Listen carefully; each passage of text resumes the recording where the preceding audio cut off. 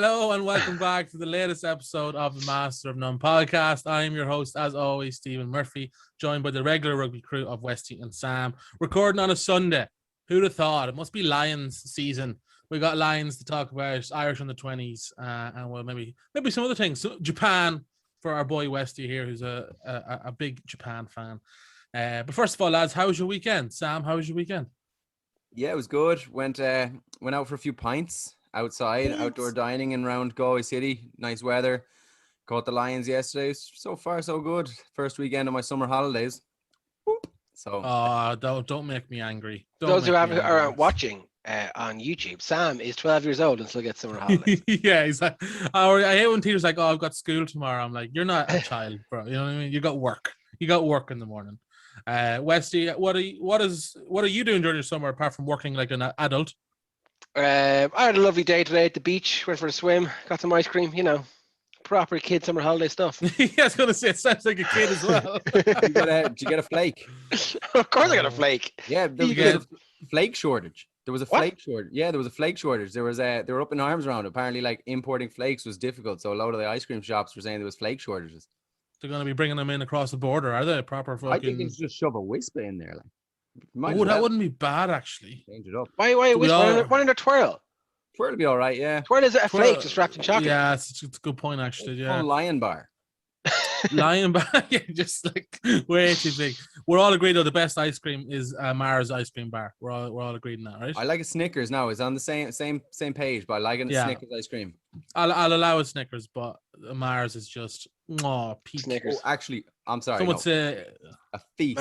Man, call me Derek Zoolander because I'm all about that Magnum. Oh, I like it, Westy. I like it. No, we're not calling you Derek Zoolander, though. Just to clarify, we're not here to talk about ice creams. But if you are listening, tweet us. What's your favorite ice cream during the summer? And we'll get to brunch, that. You're getting unfollowed. Yeah, you're getting blocked. I'll fold you as well. We'll move on. Lions obviously played yesterday. It's great to have I was really excited for the first Lions game. I was like, it's finally here. It might be taken away from us, but we'll get to that later on in the episode. A fairly comfortable 28-10 win. We'll get to the game in a second, but with the big talking points coming out of the game is unfortunately the injuries to Alan Wynne-Jones and Tipperick, which has ruled him out for the tour. I believe a dislocated shoulder for AWJ. Tipperick, what was Tipperick? I can't even remember what it was. Shoulder as well, I think. It shoulder as well. Shoulder at the time, but I remember afterwards saying both were shoulder. Maybe I'm wrong about that, but I'm pretty sure it says shoulder. The big and then the call up of Adam Beard to replace AWJ and Josh Navidi called up for Tipperick. We'll talk about the call up. So obviously, well, first of all, actually, Westy, absolutely heartbreaking for the likes of Alan Wynne-Jones and Tipperick. You know, especially Alan Wynne-Jones, captain of the tour, his fourth tour. It should have been an incredible occasion, and after 7 minutes, gone. Yeah, look, I mean, to even be playing at the top level at Alan's age, I don't mean that as an insult. I mean as a compliment. Like, is really, really impressive. To be selected for the Lions is again still the best honor you can get as a player in the UK and Ireland. And then to lose it as well in a warm-up game before even going to Japan or going to South Africa, like, I'm not in any way questioning the validity of having a game against Japan in Murrayfield. I think it's a fantastic thing, but it's probably just stings a little bit more than, let's say, you know, getting injured in the first test or something. Now kind of not even getting to go on the tour. Would he fly out as kind of a team captain? I don't know, but it doesn't sound like he's going to. Is that an option? I'm not sure, but yeah, just heartbreaking. And again, even so early in the game as well to lose him, I just think it was, it's kind of the worst day you could have, isn't it? It's a weird. I wonder what the mindset is that, like, Westy, as in, you're obviously playing an incredibly physical game, but are you holding back a little bit going into rucks? Are you being a bit tentative, knowing that one injury here and your tour is over? Like, it's not a good way to approach a game. I think that kind of mentality, and I can only really speak for myself, but and even players I've played with, that kind of mentality is almost what leads to injuries. When you're going in half cocked and thinking like, oh, I'll I won't hit as hard and I'll tense up a little bit more here. That's kind of where you would kind of fall and hurt yourself. I think it's a strange mentality to have. They're talking about it before the game, like, oh, would players be going out there to show individual talent? And I think that's the dangerous way of thinking on these games, where you think, oh, I have to go out there and prove why my skills are good enough to make the Lions team for the first tour. Whereas the mentality is really you have to show why you were picked and how you can fit into a system that's trying to be built for the next game. So it really must be a strange way to kind of get your mindset into as trying to match the physicality and match the work rate and match the game plan that you've been given. For someone like Alan Wynne, I mean, he was pretty much guaranteed to play every test, so I don't think proving himself was going to be an issue. But it's also been a really long season for him as well. Like for a lot of the Northern Hemisphere players. So yeah, you don't really know what mindset he was in going into this game. Yeah, it was really because we saw him at the end of the last 10 minutes. He was on the bench, like sitting with the other players. He wasn't strapped up on his wrist. I think most of us thought it was possibly a broken wrist. And when I saw him on the bench, I was like, oh, maybe he's fine, you know. And then whatever, half an hour after the game, dislocated shoulder and he's gone, which is really a disappointment. Yeah, as I said, Beard and Navidi called up. No one really questioning Navidi's call up, but Twitter and social media ablaze with Adam Beard's call up. Sam, we'll get into this. Obviously, I think a lot of the Irish fans and media would have assumed James Ryan was going to get the call up. In fairness, even the TV commentators at the time, I think were saying, you know, James Ryan, keep your phone on you. What do you think overall about Adam Beard's selection? Yeah, I was surprised by it. I was doubly surprised because when you texted me to tell me I was out for a few and I was couple deep and I read Baird and I went, oh, this is going to be spicy because everyone's going to be salty but also happy out. But then it turned out to be Beard. That would have been fantastic. Of course everyone was just salty, and it was straight to like the tinfoil hat brigade giving out about Gatland and his seeming disdain for Ireland, having like just announced that they made an Irish player captain. Like Gatland has named several Irish players captains while he's been the coach of the Lions. So I thought it was weird. I think Beard's very underrated. He kind of got pigeonholed early on in his career as a certain type of player, and I think that he's done really, really well. He's had, you know, stellar kind of seasons for Wales the last 2 years, and they've won Grand Slams and Six Nations titles. Whilst he's been integral to that, you know, he's plays alongside or in place of Alun Jones for Wales. He's physical and he's going to be very good in terms of the type 5 matching up to that South African team, and I think it's the right decision. We've subsequently learned that James Ryan is injured and was not in contention, but I think that the fume that existed in the interim period between finding out that Beard was being selected and finding out that James Ryan couldn't have been selected was a little bit unwarranted. I think the Irish fans and media have just made themselves look a little bit silly with the overreactions to not being picked. Obviously, you can decide who you think is a better player or not, and that's completely up to you. But Gatland's not picking the 30, whatever it is, best players. He's picking the players, the horses for courses players, to win this test and to win these tests. And if it had been Gray or if it had been Beard or if it had been Ryan, he was picking them in order to replace William Jones, not just as a leader, but in the position. And one of the deciding factors in that was the size of him. So I don't know. I think it was unwarranted kind of fume in that interim period. Now that Ryan is out, everyone's able to fall back and say, oh, well, Ryan couldn't have been picked, so he was definitely going to be picked. And I actually don't necessarily think that he was. And obviously, like you said, there's literally no discussion around Navidi. We all said when the team was announced that Navidi was desperately unlucky to not make it. One thing that I completely forgot about, but a friend of mine said, I was reading messages back from last night, and a friend of mine had actually suggested before Navidi was announced, would you call up CJ? And I was actually thinking that's not a bad shout either, but like, I love Josh Navidi and getting to see him play in that Lions team. I think he kind of deserved to be on the tour and he was unlucky to not get there. So the two call-ups I think are going to benefit the Lions. And I think that the Irish media need to just, and not just the media, like a lot of the fans, and I'm biased, I know that, but like, I think a lot of the Irish people need to calm down a little bit with the Gatland hates Irish people, because Gatland is a proven winner. Like, he has won countless Grand Slams on Six Nations with Wales. He's won Lions tours. He's been on successful Lion tours that didn't quite win. All of these sort of things add up. He knows what he's doing, and he's not picking on a 24-year-old and not picking him just to get at him. He's picking the team to win, because that's what's going to improve his CV. That's what's going to get him that job, the All Blacks coach in the long run. That's what's going to continue to allow him to work, is winning, not being mean to a young second row from Ireland for the sake of hating Ireland, because that's just, it's ridiculous to think about. It's character building for James Ryan. That's what Warren Gatland's thinking. No, I will come to the defense of some fans. well, first of all, if you're saying that Gatland hates Irish people, then you're obviously way off. But Maybe saying he does, it's but it's not involving in his decision making. Like, he might absolutely hate Irish people. He might have bad memories of his times here. That's not for me to say or you to say, but I don't think that's in any way pushing on his ability to pick players from Ireland. I think he's shown countless times he will always pick Irish players if they're the best in that position or the most suited to his game plan. Yeah, I know. I'm saying though, as fans who are quick to judge, not knowing Ryan was injured, I think you can give them a benefit of the doubt in the sense that they didn't know, but like you saw journalists who are well used to this sort of stuff quickly reacting, not knowing that James Ryan was injured, instead of giving it a couple of hours for the news to break. And look, obviously you would want Gatland to sort of say at the time that James Ryan was injured, but that's not gonna. It's not going to be very nice for Beard to say, be like, cause James Ryan injured, we're picking Beard. I'm not saying he would have, obviously. But look, I think if both players were healthy, I think Ryan would have went personally. I think Ryan's a much better player. I understand it's not necessarily who's the better player, but who fits the bill better.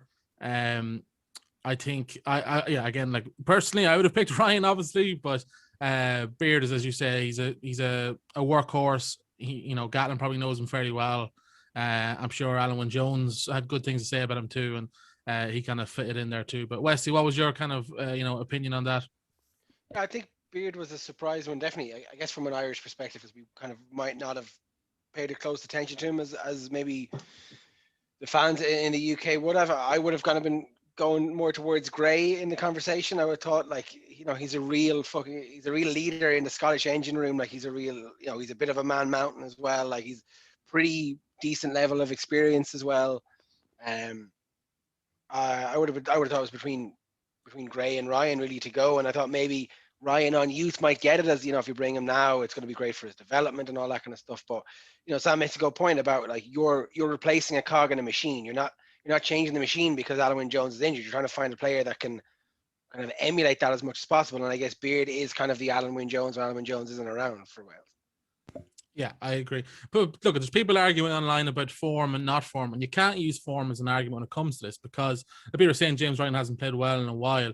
Look, there's I don't know how many English lads on that team that haven't played well in a year. They're still on it. And Gatland said beforehand, some lads have been picked on form, some lads aren't. So you can't use that either for or against in an argument. You can't use form when it comes to Alliance. So look, it is what it is. But look, Gatland continues to surprise us. He surprises in the initial squad. He's done it now. And then he went again and doubled down and he named Conor Murray captain, which I think no one saw really coming. Look, when you take a step back and look at it, it sort of makes sense. He's very experienced. He's been on, this is his third tour in the Lions. I'm absolutely delighted for him. Like, by no means I'm Conor Murray's biggest fan, but to be named Lions captain is an incredible honor. Only a few lads have, had that privilege. Only a few Irish lads have had that privilege, and his name now has been added to that. But Westy, I assume you didn't see that coming either. No, that was a shocker. I had to read that one twice when I saw it. I talked to Sam briefly yesterday about it, and I said, I think Sam made a couple of suggestions. I said, no, it'll be Welsh. Like, it's going to be a Welsh person because it's born in Gatland. I wouldn't have been surprised if and Ken he Owens, hates the Irish. Yeah, remember that too. Yeah, I wouldn't be surprised if Ken Owens had been named tour captain. Again, I think a lot of people were thinking Maro Itoje was the next most likely to take control. But if you step back from it and think about it for a while, Conor Murray's 32. As you say, it's his third Lions tour. He's been around a lot. Like, he knows what this kind of tour can take and what it requires to win. And he's drawn a tour as well. Like, so he's kind of been on both sides of it. Like, if you look at the people that are there, okay, he doesn't have experience as a captain, but he's arguably the most experienced Lions player on that team next to Alan Wynne-Jones. Yeah, and I think you make a good point about that too. I think it's fair to say Sam Murray's now nailed on starter. Ali Price probably not the happiest man to hear about this news. I've seen this said. I'm just going to kind of paraphrase Gatland, talk about Warburton the last tour. Is not definitely your captain isn't definitely your nailed on starter. I think it's a big indication that he's most likely to be there, but you don't know how the next few weeks will go. Like, Ali Price could have a stellar couple of games and be the right scrum half for the game going into South Africa. Gatland has said that before in the past, that your captains aren't necessarily going to be guaranteed starters. I do think it's a massive indication that he is probably in hold of the shirt right now, but I don't think it means he's a guaranteed. No, I think that there's plenty to play for. There's a good number of warm-up games. There's games thick and fast for the next 6 weeks. So like, Ali Price isn't going to give up now. He's a competitor. He's gotten there. He's convinced people who doubted him before, and he's got himself on a Lions tour. And I think that's enough for him. So I think I'm over the moon for Conor Murray. Like you, I'm not actually necessarily his biggest fan. I think, Conor Murray a couple of years ago was the best scrum half in the world, and he's had dips in form. He's kind of come back to his best, or back to close to his best recently. And I was very, very surprised with it. I was saying when I was talking to Westy last night, Henderson was my kind of quiet little shout. I was thinking, Gatland likes a second row captain or a forward captain. I think he is probably close to nailed on in terms of like his form and his ability and the type of player and all those sort of things. And I think that he is a good leader. But the Murray one, we don't know what Gatland sees behind the scenes. Murray could be stepping up every day and motivating people. You don't necessarily have to be the best player on the pitch or have the best game. Like I saw some English and Welsh fans criticizing the Murray thing, being like, how could he get called up as captain after a game like that? He made a few mistakes and stuff. It doesn't matter if he makes mistakes. It's his ability to lead and his ability to motivate and his ability to talk to refs and all those things that Gatland will see behind the scenes. You don't necessarily have to be the best player on the pitch. Otherwise, for Connacht, Bundyaki would be our captain, but that's not necessarily the case. He's just probably not the best in terms of certain aspects of being a captain. So I think that it was a surprising one, yeah, but it definitely makes sense. Like he's a very, very experienced player, a lot of respect from everyone, probably a good link between the forwards and the backs and all of those sort of things. And, people were kind of talking maybe an Owen Farrell or a Hogg. If you have someone picked as captain that no refs have any preconceived notions of how they deal with them, you're going in blank. It's not like you have someone that a ref has already got a relationship with that they don't like, or that they're not, don't want to talk to Farrell because he's aggressive with them or those sort of things. That could be helpful. You could bring him in. He could start building relationships with refs from the ground. So I think it's an interesting one. I think it's a good one. I think it's a very left field one, considering Gatland supposedly hates Irish people and backs. Like I think Gatland's done himself just tricked the media, tricked everyone with that one. So I'm happy to see it. I think it's great. And I think I read that's Gatland has picked 3 Munster players out of his last 4, or three Munster players will captain a test out of the last 4 tours, or something along the lines of that, which is you had O'Connell, O'Mahony, Murray now. Yeah, like that's impressive. CJ? No, CJ obviously not. Yeah, no, look, it's I've seen loads of salty Munster fans being like, oh, I thought Cooney's supposed to be better than Murray. I was like, that doesn't even apply to this argument. Like, Cooney's, first of all, not on the tour. It doesn't mean that he's better than Murray. Like, it was funny to see those kind of tweets. But Westy, I've seen a lot of people that have sort of said Owen Farrell probably would have been a lot of people's choice as next. A lot of people looking at that being like, does that mean that Farrell's not being looked at as a starter? Is that reading too much into it at this stage? I think I think this is just probably reading a bit too much into it. I'd say Gatland does have an idea of the game plan he's going to play. So if we go off the indication of the Japan game, maybe the indication is to go with Bigger as an out 10 and then have a more fluid centre partnership that we see with the likes of Bundy or Henshaw, or maybe we could see Chris Harris getting in there, or Farrell as well. Maybe that place is still up for grabs. Farrell had been tipped as one of the players' choices for captain a few weeks ago, but if what I read today is right, Gatland had told Murray in the jersey presentation that he was in line to be like one of the vice captains or one of the replacement captains if anything happened. So I'm not fully sure it's a slight on who's definitely going to start. As Sam said, and as Warren Gatland said, just because you're captain doesn't mean you're going to start every game.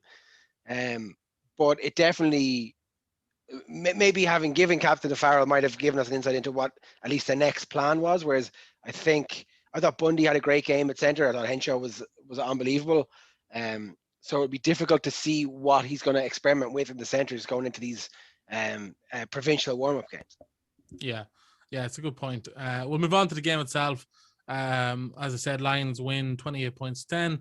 All Irish players that featured played well. I thought Jack Conan started the game phenomenally. The first 10-15 minutes, I think he had 4 turnovers.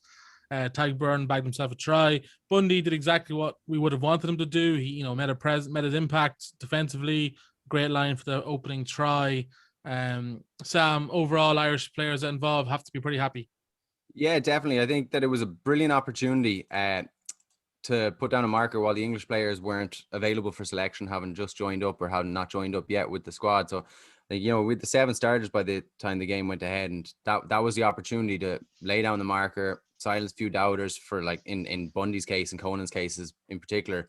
But Furlong was Furlong that we know and love and appreciate. I think he's just an absolutely destructive player, and that's something the Lions are going to need. But I was so chuffed, and obviously like I've got my green tinted glasses on when I'm watching. Like Bundy is the player I'm looking out for, because I want him to do well and I want him to start just from a Connacht point of view. And I thought his contribution overall, missed one little tackle at the start, slipped off it, and then I kind of went, oh, don't give anyone any fuel to fire, and he didn't. Then he ran really hard, ran great lines.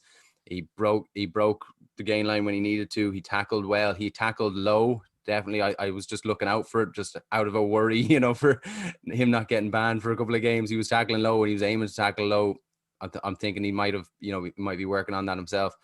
And overall, a lot of good turnovers himself and Robbie looked very fluid together. You'd swear they played together before. So that was great. And Conan, I think, Conan definitely made himself put his name down there, because what Conan brings is massive dynamism in the back row there. And I think that's what Gatlin picked in his number 8s and his back row. Like himself and Faletau will have a nice little ding dong there for the starting spot. He was showing up on the wing a lot, which is definitely going to be interesting to watch, because if you have Conan outside Van der Merwe, like those outside backs aren't going to want to make tackles there. So I think, on the whole, the only thing I will say, I tweeted it yesterday, I was speaking to you lads about it, is like Robbie Henshaw is going in very high. He's an extremely talented choke tackler and he gets a lot of turnovers from it. But I'd be worried about a stray head clash, because in this day and age, the way rugby is being refereed now and the way sightings and bans are going, if he goes that high and he does clash heads, he doesn't have a leg to stand on.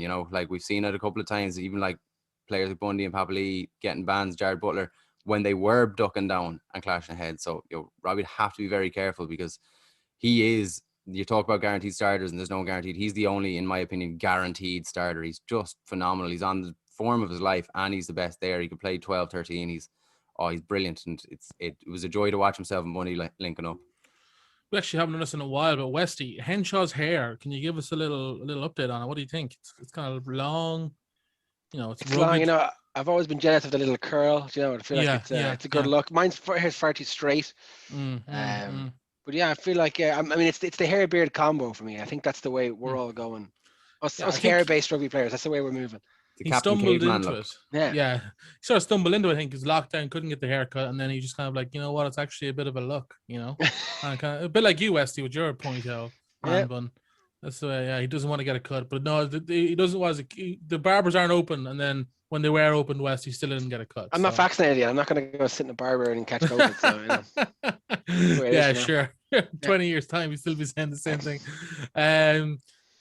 Westy, defensively, Lions defended quite narrow. They were kind of happy to let Japan have the ball out wide and sort of then come across. And obviously the centre, the partnership of Bundy and Henshaw, were definitely looking at the choke tackle and trying to use that. It looks like it'll be trying to be used against South Africans. How did you think they performed defensively, the Lions? I think for the most part they were pretty good. As you say, Henshaw with the choke tackle. I thought Bundy had a few really good turnovers.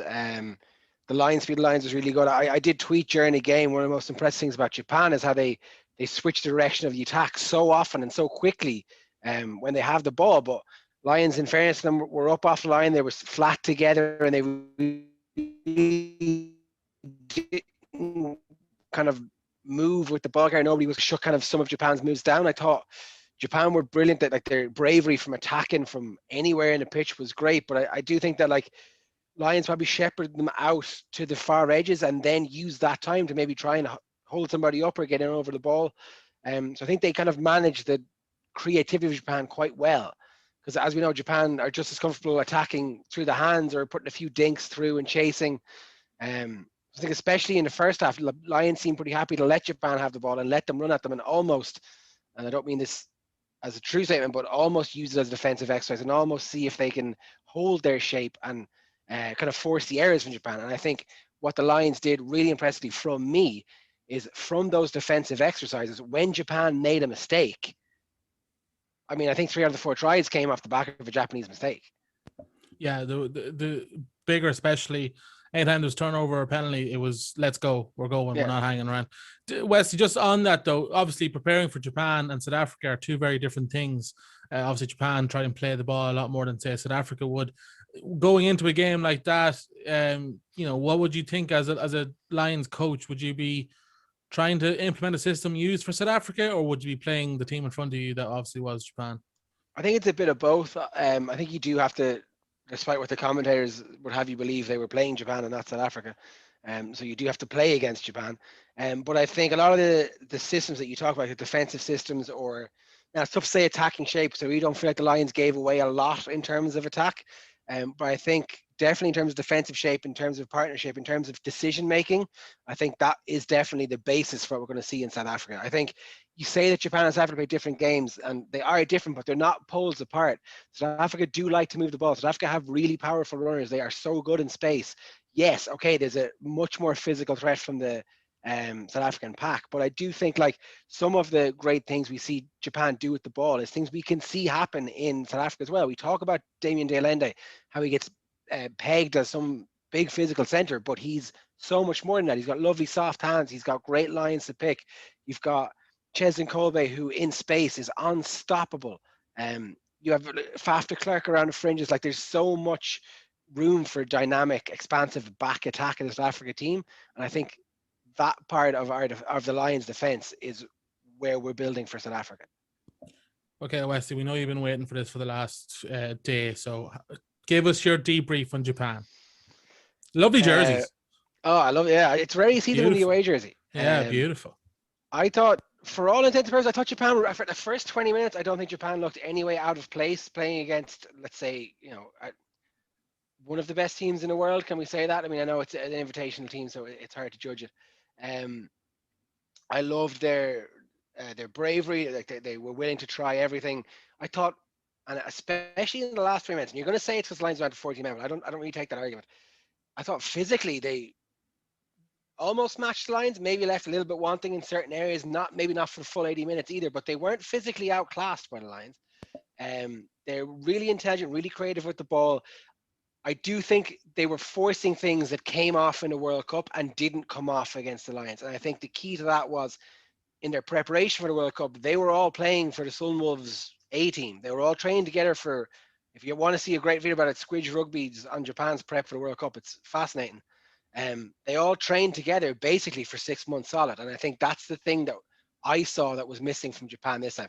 Those little decisions, those little kind of, bit like that kind of synchronicity that we see between Bundy and Henshaw, just lacking ever so slightly for Japan against the Lions. And that was where Lions were able to, pounce and take advantage of.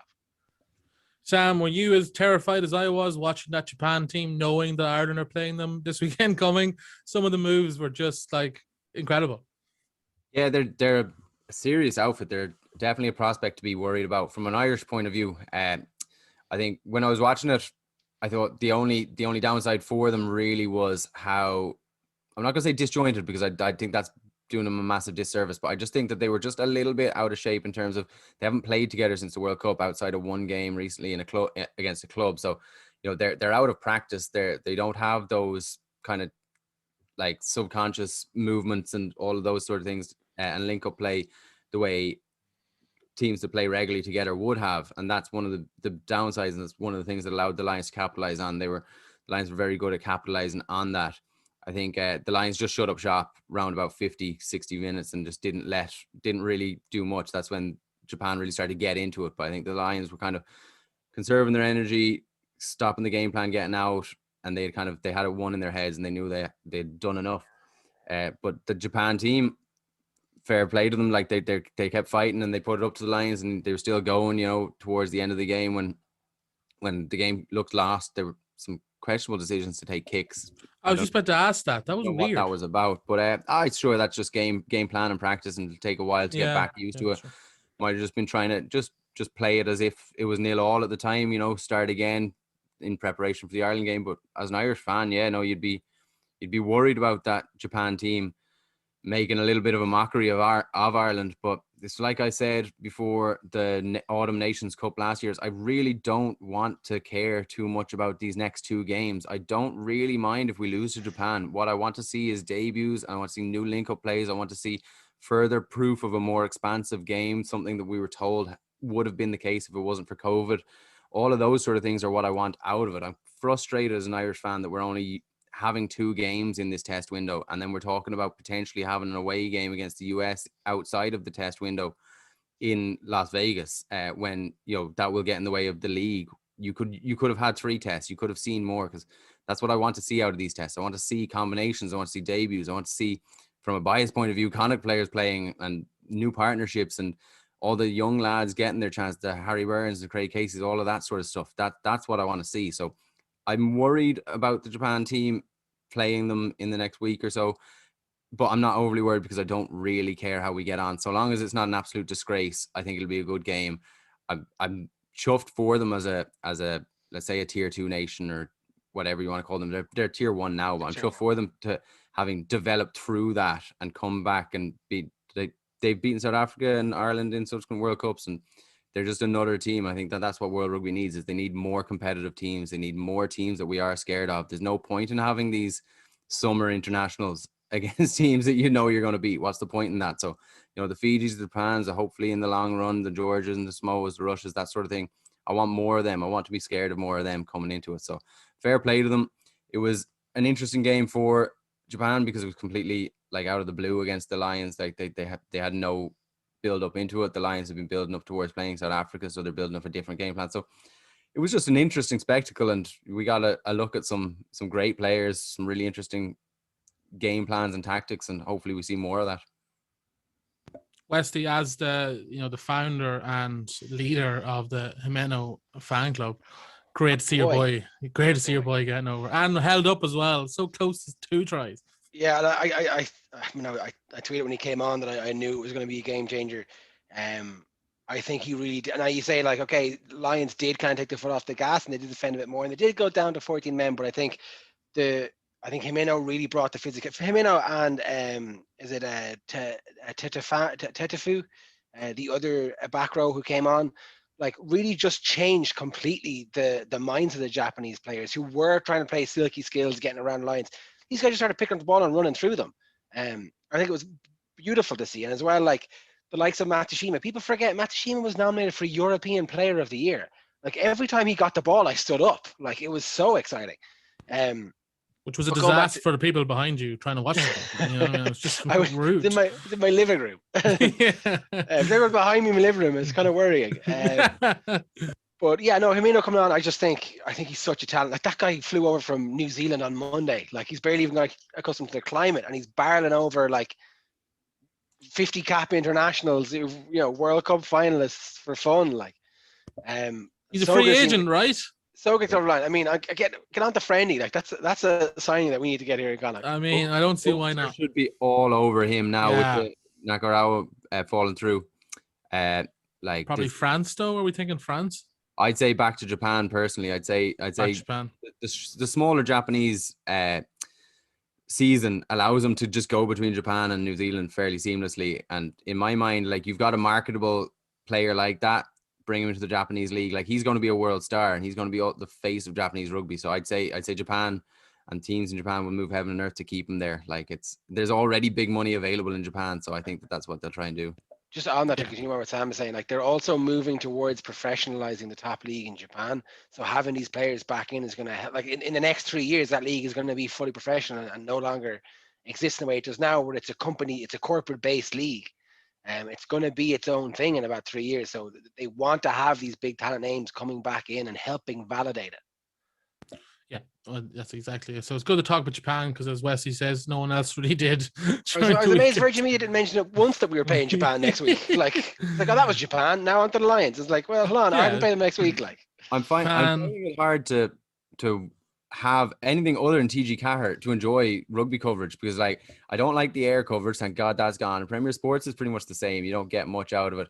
The Channel 4 was actually all right, and I like listening to Warburton talking and having Habana on, but the Virgin stuff it's god awful. It really is poor punditry, and I like bring on the flack from them if they want to listen to Master of None and tell me I'm wrong and tell me I know nothing. I'm not being paid to be here, but man, there's some really Don't tell them that, Sam. You're being paid loads of money to be here. Perhaps we were getting back pay. What the hell? yeah, it's like the COVID payment. If you want to pay me, I'll start to put a little bit more research into it. But my God, there's some lack of knowledge and lack of background knowledge amongst some of the so-called pundits on that channel. Like, and even I don't know. On top of that, I don't think, not all the time, because there are some very good ex-rugby players that can analyze games, but there's some poor ex-rugby players in terms of just their ability to present, which is first and foremost, in my opinion, the reason they're there. They're presenters. They should be good media trained journalists, not poor presenters, and also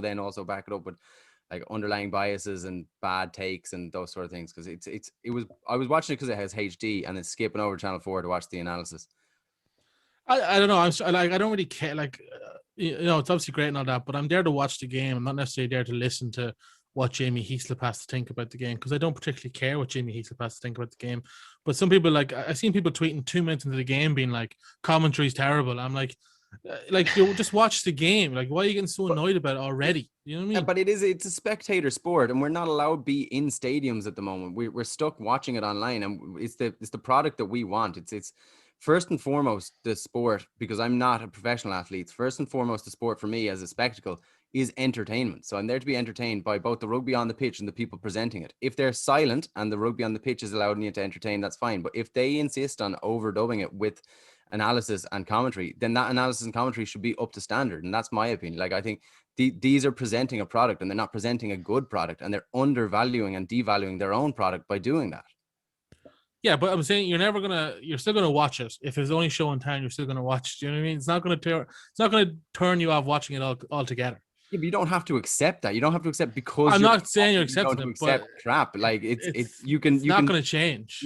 But you can ask for. There are very good pundits out there, brilliant. Like, if you watch Rugby Bio on TG Carr, it's in Irish, but it's unbelievable. And some of the innovative stuff that they've brought in the last year has been copied by other channels because of how good it's been. And some of the insider access they get, and some of the like interviewing techniques and the commentary is all unbelievable. And it's just shown you don't have to be an ex-rugby player to talk about rugby. In fact, there are very good journalists and media and presenters that are able to put forward a much better product and sell and talk about things properly, as opposed to people that are deemed as experts because they played the game, but actually not very good at presenting it. And that's, their knowledge of the game is definitely far superior to mine because they studied it as a job, but they might not be able to present that. And that's just unfortunate. They shouldn't be hired because their knowledge is good. They should be hired because they're good at presenting. Yeah, it's fast approaching the same as complaining about referees, as annoying as it is complaining about commentators. But that's a different discussion for a different day. We'll move on. I asked for... Yeah, I don't understand what they're talking about in DG Car, because it's twice as good that way, isn't it? Yeah, well, that's what I'm saying. Just put it on mute, and you might as well enjoy it. I asked for a Q&A on Twitter and Instagram, and then 5 minutes later, they announced that the Springboks camp had 3 positive COVID-19 cases. So Keno, and Keno listens to the podcast. He knows we like to have a laugh, and he asked a very serious question, which we're gonna, as he said afterwards, banter your way out of this one. So let's try it, lads. With the breaking news of COVID outbreak in the Bok camp and cases growing every day in South Africa, I think they're on their 3rd wave now. Should this tour really go ahead? I think logically, if you sit there and look at it without emotion, without being a fan, no, obviously the tour shouldn't go ahead. Why would it ever go ahead logically? But the fan in me is also like, I want to watch the bloody Lions. Is that bad for me to say, Westy? Yeah, that's pretty awful. You're putting your enjoyment of sport over people's lives. That's the worst thing I've ever heard in my whole life. The tour should have cancelled. You're cancelled. Damn it! I'll fold you. What does that actually say? I'll fold you. I'll fold you. The tour should have been postponed to 2022. Like, it should have been. That's how it should have been dealt with. It shouldn't have been moved. It shouldn't have been postponed for years. It should have been put off for a year to let South Africa, even the team, let the team kind of get up to scratch to play the Lions. We're here now, and it's going ahead, and we've had what I felt was a very, very exciting warm-up game for a lot of reasons. I mean, I think it should go ahead, right? I mean, if you think about the logic behind this sport coming back, sport always came back. COVID wasn't gone away. We were still playing sport in like December when our hospitals were full. So the logic can carry through. Like the idea is that these players are in a bubble and nobody should be going to the games and nobody should be leaving the bubble. You're in this bubble for a month now. You're going to play these games. You're going to go home. So if you track the same logic we've had for the last year, then yeah, why shouldn't it go ahead? Nothing has changed in South Africa in the last year. Yeah, I think well, do we think, Sam, is there a chance now? Is it gone too far already? Is there a chance that it still won't go ahead? I don't think there's a chance it won't go ahead. I think that there's definitely a chance that some of the midweek games and stuff might end up getting cancelled whilst on the tour because of local outbreaks and that sort of thing, which I pray doesn't happen. But I think that is still an opportunity. But I believe the 3 tests will happen and a couple of the warm up games. Isn't it meant to be 4 tests? Eventual games. 3 tests. 3 tests. In South Africa. Yeah. Were you watching like prior to 1990s Lions tour? I don't know where I saw that. I thought I saw today that they're thinking of taking it back down to 3 tests because of it. Maybe I'm on something completely wrong. Sorry, apologies. Go ahead, Sam. But no, I don't think the tour will be cancelled or the tests will be cancelled. Like Westy said originally, I because I believe that this is an entertainment, this is a spectator sport, this is a tour. I believed that it should have been postponed for a year and allow fans to travel. But now that that's not the case and it's going to be in South Africa, I believe that it should go ahead.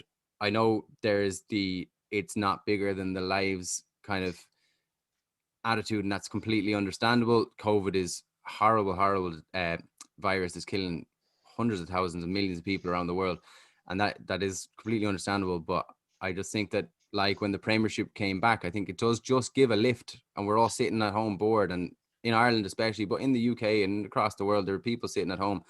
And this isn't entertainment. It's something that can band you together. It's something you get on board with. There's a reason why 40,000 people from the 2 islands fly out there to see these things every 4 years. So I think that, yeah, it'll go ahead. It'll give the players something that they've worked really hard towards, and they need to be rewarded, and they need to stay in a job the same way we all do. It'll give people something to watch during the summer because, you know, obviously everything's not opening up. All of those sort of things will add up. And I can understand, and I would understand if it did get cancelled. I completely understand. I wouldn't complain because South Africa has to look after South Africa, of course. But no, I think trying to banter our way out of this conversation was never going to happen. We are capable of being serious every once in a while, but it's very rare. It's probably going to be the last time we are serious.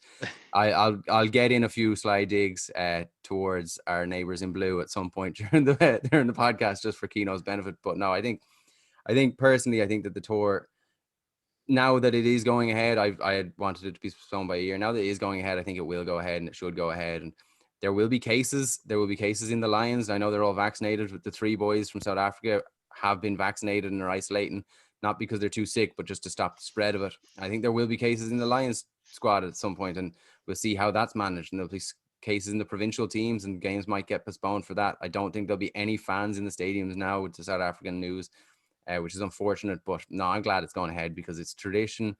It's something that you see. It's something that you're excited for. And yesterday just kind of whetted my appetite a bit more to see more of Bundy in red. I know it's Munster fans have wanted to see it for years, and they can get a couple of sneak peeks of it now, and it's never going to happen after that. Yeah, I think yeah, the bottom line is once South African government is okay with it happening, that's all that matters, because they're the ones that realistically did, like, you know, they'll make the call. And, you know, 3 lads in Galway, you know, shockingly, I don't think they're going to give a fuck. But yeah, my point is that, like, the whole point of the bubble is that they're not going to be spreading the virus. You know, that's the point that I was making. Is that's been the whole point of these bubbles the whole way through sport, is that the players aren't interacting with other people. They're not picking it up. They're not transmitting it. They're almost separated from it in a way. Yeah, the bubble. Yeah. You made a point there about South African government. Sorry, the point I completely forgot to mention this, but one of the things I was thinking is it is financially quite important for South African rugby, which is also for the livelihoods of many people in South Africa. Like, South African rugby is not just rugby. It's not just a sport. It is the livelihood, is the job of plenty of people. There are journalists that work exclusively on rugby. There are people involved in behind the scenes, people who work at stadiums, people who work at club level, the players themselves and management. All of these people have a livelihood, and that needs income. We've been hamstrung the last year and a half in terms of bringing in money. The IRFU is in the same position. Any chance to make money needs to be taken, and the Lions is bringing in TV money, it's bringing in sponsorship money. It's unfortunately not bringing in the tourism money, but that's just not going to happen. That's not going to happen for a long time worldwide, I think. So, you know, South Africa needs this in terms of the nation, because the nation is quite reliant on rugby in terms of an income. So it is vitally important it goes ahead for them as well, because, you know, every rugby nation. Every nation is struggling at the moment in terms of income. Yeah, 100%. I am going to attempt to banter our way out of this, though. Okay, so stick with me. Okay, stick with me here. This is actually a fantastic idea, and you tell me you wouldn't watch this. Okay, if it gets cancelled, okay, listen, tune in here, right? Each team picks their best PlayStation or Xbox player. You live stream a Twitch game of Rugby 08 between the two teams. Best of 3. Who you tell me you wouldn't watch that? I'd watch it. I just want to know the criteria because I'm playing What rugby do you need? 08. I'm going Ireland. O'Driscoll is untackleable. You've won non-stop. Like this, just Yeah, that's a good point. Well, so Rugby you need to 20 pick was your teams. pretty Like, crap. So what teams are you playing? well, is the British and Irish Lions in Rugby 08? They're definitely in 05 for 06, but I'm not sure about 08. I'll have to double check that. Right, but we'll find a game. Look, we can probably put iron out these. Yeah, we can iron out the differences.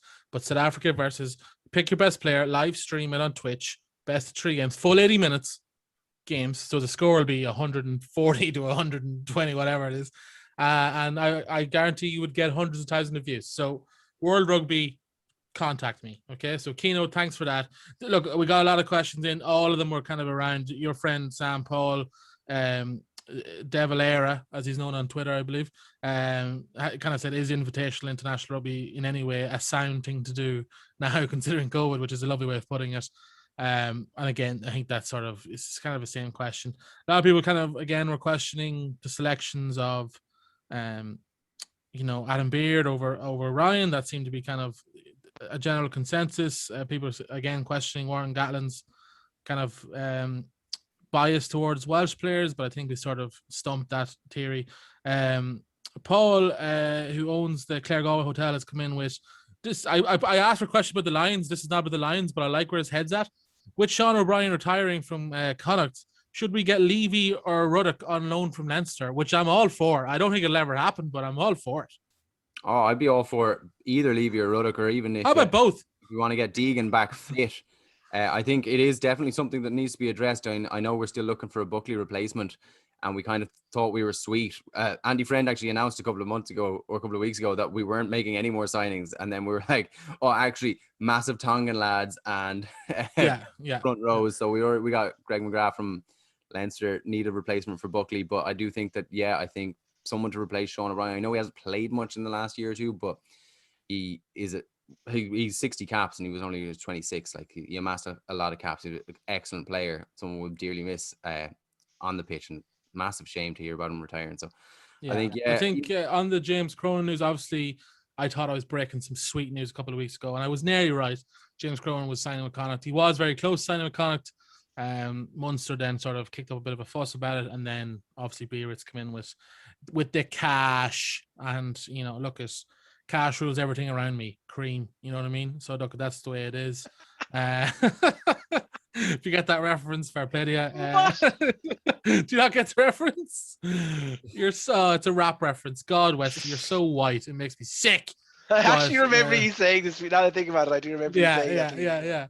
Cream, the initiative, so it's CREM, cash rules everything around me. That's what cream stands for. But obviously, James creme, like creme fraiche. Creme fraiche for Pierre de Resistance. He'll have a bit of creme fraiche. But it's sad obviously we didn't get those. We didn't get James Crone. We would have wanted him. But look, we got Greg McGrath from the Leinster Academy. So hopefully he can blossom into a real professional. And I read as well that there's like 10 props being let go by Premiership clubs. Connor Carey being one, Peter McKay being another. There's another pickup there. It might not be someone as talented as Cronin would have been, and what a signing that would have been. I'm really devastated now it's not going ahead, but there are players that are going to be available, and I think we will sign someone else with a little bit more experience than McGrath. Onto your previous point, though, any of Ruddock or Van der Fleer or Deegan or anyone for a season. We're not getting Van der Fleer, Sam. That's okay. First of all, we're not getting any of them. We're definitely not getting Van der Fleer. How about we get Hugh Keenan? How about we just get Hugh Keenan as well? Jack Cohn. Just want to say, right? Caelan Dars' parents still live in Eastkey and Sligo, so it's a natural slot to come back to Connacht. It is. I agree. And now he's sort of out of starting position because of Jack Conan. So come home, Caelan Dars. Come home. Speaking of young talent, though, Irish under-20s were in action again on Friday night, disposing of the Welsh pretty easily. 2 wins from 2. I think was it 10 wins in the last 11 or 12 something games. I think it was something ridiculous. Great run of form under different coaches, obviously a different batch of players every year. Westy, future's looking bright for Ireland. Yeah, I just want to point out again the elephant in the room, which is how well guests of the Massive Done podcast are doing in general. I know. You know? Carl Ford shining in the 12 Ford with a fantastic try, Yeah, with a very fantastic strong try. game, and it all began right over there in Steve's. Well, look, not in my bedroom, just to clarify. Well, not in my bedroom. Yeah, look, I didn't want to say it, but before we record that episode, I just had to give him a little pep talk. I said, look, Cahill, you know what I mean? Step it up here, okay? Be the man you've always wanted to be. And I feel like he's done that. And I'm surprised he hasn't mentioned it in articles yet or interviews that I have been the driving force behind it all. But look, maybe that'll come. But yeah, if you're a young, budding Irish talent and you think you might make an Irish team, get in touch. We'll get you on the podcast. We'll chat to anybody. No problem at all. But Sam, yeah, look at Irish under 20 is doing very. You have to give credit to, coaching staff in the country. As I said, different batch of players every year, and they seem to produce results year in year out. Yeah, they're very good. It's funny, like you see after results like this, there was some brilliant performances in the last 2 games. Really, really good, even from a kind of point of view, like the Ford and Jennings in the centre. Unbelievable, like you just have a centre partnership on top of the wealth of centres we already have. It's great, shine through for the future, and it kind of maybe a little bit more makes sense why Sean O'Brien wasn't massively pushed to. They pushed him onto the contract, because I know at the start of last season, Jennings and O'Brien, it was kind of a who might get the call up to play a couple of games at senior level. So yeah, really, really impressed. Ford, I think he made some ungodly amount of meters, like 200 and something in the last 2 games. Like, it's so powerful. Not really the player that, because I watched him for the Eagles a couple of times and kind of thought he was a really silky fly half, but he shows he's got a lot of strength. He could really bust a gain line. So he's a good 12 prospect in the future. And from an Irish point of view overall, there's serious amount of players. You talked about taking some of the Leinster lads on loan. Like that Ken Dellin would do all right for me if we could take him for a year just to develop him. Like, he's brilliant. The Soroka is unbelievable. Some serious talent coming through. But unfortunately, and this is the downside to professional sports, unfortunately, not every 20s player makes it in Ireland. There are plenty of players in those Where Are They Now articles about Grand Slam winning under 20s teams, or Six Nations winning under 20s teams, that are playing Pro D2, playing Championship, playing in South African leagues, who are playing in provincial leagues in New Zealand. They don't all make it into the provinces. This fast track talk about bringing through the Doak into the Irish setup. No, let them develop as players, allow them to come through and get to 23, 24, get the call ups naturally. Because the last thing you want to do is overburden a player with this massive anticipation because of how well they play for the 20s. And then they're not fully developed individuals yet. You see the difference between a 20-year-old and a 24-year-old is huge, especially as a professional rugby player, where you're working out day in, day out. So allow them to develop, but just look at the progress they're making and be impressed with it now, because they're really ripping it up, and they're showing kind of some unbelievable signs across the board. There's just such a group of talent. So you really hope they all do make it, but it's not going to happen for all of them. That's unfortunate. But from a Connacht point of view, Jennings Ford partnership there in the middle, and the Butler playing hooker, like it's great to see. You've got some players there that will most likely bust through and make a couple of appearances and really be given an opportunity to lay down a marker, because that's what Connacht are very good at it. Leinster very good at it. Munster have started to do it a lot more in the last year or two. I know they were criticised for it in the recent past, and Ulster as well. They've all got good pathways, and they've all got the opportunity to give players the chance to play. So, grab it, keep going the way they're going. It's been a joy to watch the last 2 weeks. Yeah, unfortunately, Ireland, unlike some other countries, have 4 professional teams, so you just don't have the spaces to bring all these lads in. But look, at Tadhg Byrne is a great, story for a lot of people. Didn't get the contract with Leinster, goes across to Scarlets, plays well now, he's scoring tries for the Lions. So it's not always the same route for everybody. So that's one way of looking at it. But no, the alternative pathways, like I think that Tadhg Byrne is one, but you look at Gavin Thornbury, who without the injury was most likely going to be in the Ireland team. He was off playing provincial rugby in New Zealand, like club rugby, and came back and kind of not took a punt on him, but they brought him back, and he was seen as quite a tall player, but not really much other than that. And he's just gone from strength to strength to strength. And he's become, he's on the tip of a lot of people's tongues. I've seen in Leinster forums them talking about wanting to take him back as a potential Fardy or Toner replacement. And I hope to God it doesn't happen, because he's just unbelievable. And these are the alternative pathways that exist. You don't have to peak at 21. You don't have to be a world star at 21. It doesn't happen for everyone. There's plenty of players that don't make an Ireland debut till they're 25, 26, and they go on to have great careers. So let's not overburden these young lads by making sure getting annoyed if they're not in the Ireland team when they're 20. It's not a good way to be, and it's just going to ruin careers. Yeah, new rule on Twitter. If you tweet that, oh, this guy should be in the squad, name who you're replacing him with. I'm sick of this shit he needs to be in the squad. Well, who are you taking out? I'm sick of Marcus Smith the whole weekend. I was like, he should be an English squad. That might well be. Who are you taking out? And journalists do it, and I'm pissed off. A bit of a rant there at the end. Sorry, I've been sitting on that for a while. But Westy, I think you can take great solace there from what Sam was saying. Still chance to see you in a Connacht senior jersey or Irish jersey. And I, for one, think it will happen. You may be the only person who thinks that, but I do appreciate your confidence. I look forward to disappointing you, as always, Steve. As always. Look, lads, we'll wrap it up there. Thanks for listening, and get involved, as always, on Twitter and social media and Instagram. Send us messages and we will respond. And thank you for listening. Boys, appreciate it, and we'll do it next week. Catch you then. Bye. Cheers, guys.